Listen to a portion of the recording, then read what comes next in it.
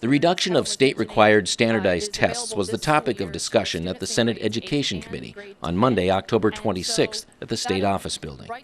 Prior to that meeting, Committee Chair Senator Chuck Uygur and the committee's lead Republican, Senator Sean Nino, provided some background about the state testing issue and shared their perspectives about the importance of making sound decisions when reducing the number of state-required tests. In measuring how we're doing, we want to make sure we have tests that are reliable and will be useful to the students, to teachers, to parents, and others.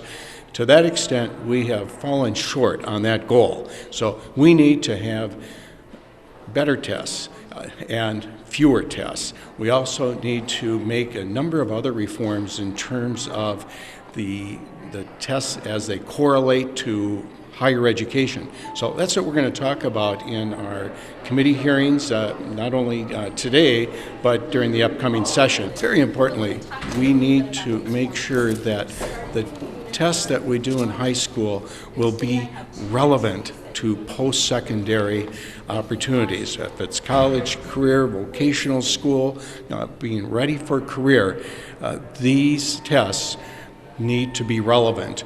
Right now, they aren't. The MCAs, the comprehensive assessment for high school that students take, is not being used by our colleges, our universities, so we need to redo that. We'll be having a lot more discussion. Ultimately, this is going to better serve employers, better serve the students and teachers. That's the challenge. Tests, they're important, but let's do it right. Let's do it better. Well, there's been a lot of discussion about what the proper level of testing is. Clearly, we need to analyze students' learning. We need to know that they've learned what they need to learn, etc. But the question is, what's the proper level of testing to do that? And there's been some concern of late that we're spending too much time testing, and that's cutting into educational time.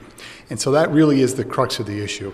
Are we just testing for the sake of testing? Is it value added, or are we actually getting to be to the point where it's counterproductive? Committee work will continue throughout the interim, and as more information becomes available, lawmakers will look for the correct answers to help streamline the state testing process. We have passed legislation, and during the past legislative session, which would reduce the amount of time that students take for standardized tests.